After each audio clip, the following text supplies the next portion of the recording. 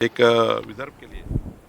चंद्रशेखर बावनकुळे नागपुरात आहेत। त्यांनी काही मूर्तीची पाहणी केली। दरम्यान पुण्यात भाजप आणि काँग्रेसमध्ये जोरदार राडा झाला। काही मिनिटांपूर्वीची दृश्य आहेत।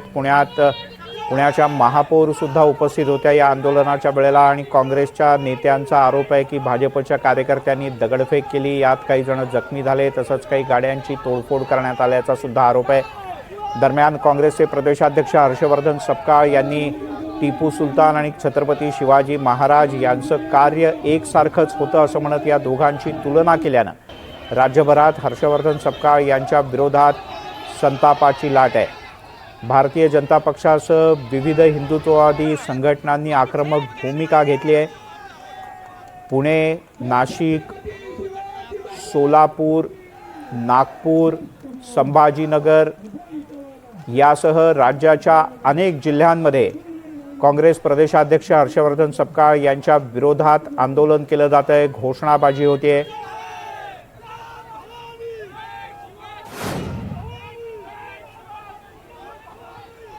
आपण पुणे, नाशिक, संभाजीनगर आणि नागपूर या सर्व ठिकाणची दृश्य पाहतो आहोत। इथे भाजपच्या कार्यकर्त्यांच्या बरोबरीनं अन्यही हिंदुत्ववादी संघटनांचे कार्यकर्ते रस्त्यावर उतरले होते आणि हर्षवर्धन सपकाळ यांनी छत्रपती शिवाजी महाराज आणि टिपू सुलतान यांची तुलना केल्याबद्दल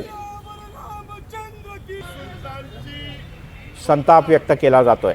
टिपू सुलतान यांचं काम हे छत्रपती शिवाजी महाराज यांच्याच सारखं होतं, त्यांचंच काम टिपू सुलतानने पुढे नेलं अशा प्रकारचा दावा सपकाळ यांनी केला होता आणि या विधानावरून राज्यात तीव्र पडसाद उमटत आहे।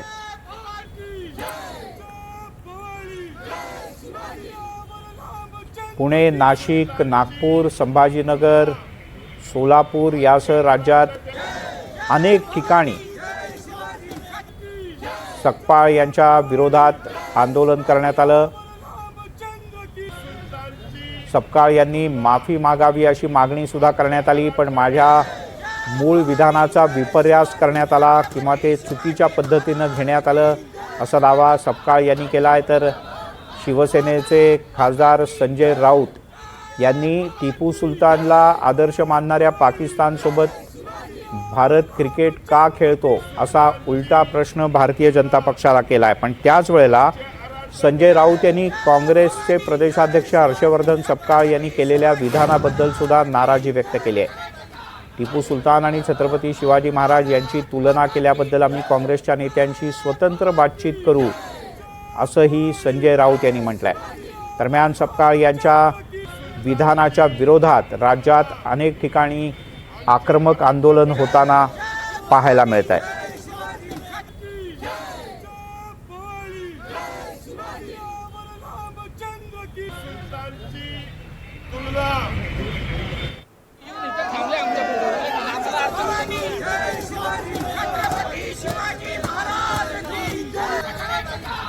आपण पुण्यातली काही वेळापूर्वीची दृश्य पाहतो आहोत। पुण्यामध्ये काल रात्री उशिरा हर्षवर्धन सपकाळ यांच्या विरोधात पोलीस स्टेशनमध्ये गुन्हाही दाखल करण्यात आला। धार्मिक भावना किंवा समाजात तेढ निर्माण होणारी विधानं केली या अंतर्गत पुणे पोलीस स्टेशनमध्ये गुन्हा दाखल करण्यात आला। याच विषयावर चंद्रशेखर बावनकुळे बोलतायत, आपण ऐकूया। आणि काँग्रेसचे कार्यकर्ते समोरासमोर आले, त्याच्यामध्ये दगडफेक झाली आणि काही कार्यकर्ते जखमी सुद्धा झाले। छत्रपती शिवाजी महाराजांचा अपमान हर्षवर्धन सपकाळांनी केला। टिपू सुलतानची बरोबरी छत्रपती शिवाजी महाराजांसोबत करणे खरं तर हर्षवर्धन सपकाळचा डोक्यात फरक पडला आहे। त्यांना मेंटल हॉस्पिटलमध्ये ॲडमिट करण्याची गरज आहे। राजीव गांधी यांना काही संवेदना असतील, राहुल गांधींना काही संवेदना असतील, तर राहुल गांधींनी तातडीनं हर्षवर्धन सपकाळांचा राजीनामा घेतला पाहिजे, त्याला पदावरून दूर केलं पाहिजे। आणि जर हर्षवर्धन सपकाळचा राजीनामा घेतला नाही तर राहुल गांधीसुद्धा हर्षवर्धन सपकाळचं समर्थन करताय असं होईल। आणि त्यामुळे जे काँग्रेस पार्टीचे कार्यकर्ते रस्त्यावर येऊन असे घाणेरडे आंदोलन करतात आहे, त्या आंदोलनकर्त्यावरही कडक कारवाई झाली पाहिजे, त्यांनाही कडक पोलिसांनी कारवाई केली पाहिजे. संपूर्ण महाराष्ट्राच्या जनतेमध्ये रोष आहे. महाराष्ट्राची जनता ही काँग्रेस पार्टीवर विरोधात आक्रोशामध्ये आली आहे आणि हर्षवर्धन सपकाळांना लोक सोडणार नाही. सर ज्या गावात जातील, ज्या शहरात जातील, त्या ठिकाणी हर्षवर्धन सपकाळला लोक सबक शिकवतील. खरं तर हर्षवर्धन सपकाळनीच राजीनामा देऊन टाकला पाहिजे. राहुल गांधीची वाट बघू. राहुल गांधीसुद्धा याच्यामध्ये त्यांच्याही भूमिका मान्य आहे का राहुल गांधीला, हेही बघावं लागेल. आणि म्हणून खरं तर अशा ज्या कृती करणारे लोक आहे हे मेंटल झालेले आहे, यांच्या डोक्यात फरक पडलेला आहे. यांना या ठिकाणी खऱ्या अर्थाने या महाराष्ट्रात राहण्याचा अधिकार नाही. छत्रपती शिवाजी महाराजांचा अपमान यापूर्वी कधी इतका मोठा कोणी केला नाही जेवढा अपमान म्हणजे मुघलांच्या काळानंतर हर्षवर्धन सपकाळ दुसरे निघाले की त्यांनी छत्रपती शिवाजी महाराजांचा अपमान केला आहे. संजय राऊत म्हणतात की पाकिस्तानमध्ये टिपू सुलतानला मानलं जातं आणि तुम्ही त्या पाकिस्तानसोबत क्रिकेट खेळताय, म्हणजे कुठेही बादरायण संबंध ओढून ताणून जोडून कसे तरी बचाव करता. असं आहे की वेडे झालेले लोक आहेत. उद्धव ठाकरेजींनी खऱ्या अर्थाने अशा महाविकास आघाडीत राहूच नाही. ज्या महाविकास आघाडीमध्ये अशा पद्धतीचे लोक आहेत.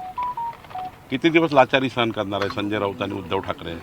किती दिवस लाचारी सहन करणार आहे तुम्ही? काय ऐका नाही तुम्हाला की तुम्ही आता त्याला सारवासारव करताय? कशाला सारवासारव करताय? तुम्ही सांगा ना, तुम्हालाही मान्य आहे म्हणून. तुम्हाला मान्य आहे ना संजय राऊतांनाही की छत्रपती शिवाजी महाराजांची बरोबरी टिपू सुलतानशी करतात आहे? इतकी लाचारी महाविकास आघाडी टिकवण्याकरता निघालं पाहिजे बाहेर उद्धव ठाकरेजींनी. स्वातंत्र्यवीर सावरकरांचा अपमान, छत्रपती शिवाजी महाराजांचा अपमान किती दिवस तुम्ही सहन करणार आहे? त्यामुळं ही फार वाईट घटना आहे. हर्षवर्धन सपकाळांना जनता सबक शिकवेल आणि राहुल गांधीची मी वाट बघणार आहे. राहुल गांधींनी पुढच्या 3 दिवसामध्ये हर्षवर्धन सपकाळाचा राजीनामा घेतला पाहिजे. सर मुलुंड मेट्रोमध्ये अपघात झालेल्या व्यक्तीला 5 लाखाची मदत करण्यात आली, तर कंत्राटदाराला 5 कोटी रुपयाचा दंड ठोठावण्यात आला. साहेब बोलले होते चूक असेल तर नाही, बरोबर आहे. अशा पद्धतीचे काम करणे ज्याच्यात लोकांचे जीव जाईल. राज्यामध्ये कुठलंही काम करताना जीवहानी वित्तहानी होणार नाही याची काळजी प्रत्येकाने घेतली पाहिजे. प्रत्येक कंत्राटदाराने घेतली पाहिजे, अधिकाऱ्यांनी घेतली पाहिजे. शेवटी आपण इतकी मोठी सिस्टीम कशाला उभी केली आहे? कंत्राटदारांना एवढा पैसा कशाला देतो? त्यामध्ये सेफ्टी मेजर्स आहे, सिक्युरिटी मेजर्स आहे, सर्व घेतले पाहिजे. ते घेत नाही, त्यामुळे दंड नाही, FIR केला पाहिजे या कॉन्ट्रॅक्टरवर. त्याला जेलमध्ये टाकलं पाहिजे. मी मागणी करणार आहे अशा कॉन्ट्रॅक्टरला जेलमध्ये टाका ज्यांनी जीव घेतला लोकांचा. ही महत्त्वाची गोष्ट आहे. हर्षवर्धन सपकाळ के बयान के बाद कहीं ना कहीं चुनाव में तेज पड़ा. भाजपचे नेते चंद्रशेखर बावनकुळे बोलतात, थेट जाऊया. देवेंद्र फडणवीस जी ने, नितिन गडकरी जी ने और हमारे सबने प्रयास किया है. हमारे संस्थान ने NMRD के माध्यम से ये मूर्ति बनी है. आने वाले 3 महीना बाद हम इसका लोकार्पण करेंगे. दर्शन के लिए यहाँ पे बोट होगा, तालाब में बोट से जाने के लिए सुविधा होगी. और हम सोच रहे हैं कि देश के गृह मंत्री अमित भाई शाह जी के हाथ से इसका उद्घाटन हो. ये हमारा निमंत्रण हमको देने वाले हैं. तो निश्चित रूप से एक बड़ा एक आस्था का स्थल और विदर्भ के लिए एक बड़ा आस्था का स्थल यह बनने जा रहा है. दिल्ली से जतिन करके इन्होंने मूर्ति बनाई है. बहुत सुंदर मूर्ति बनाई है. निश्चित रूप से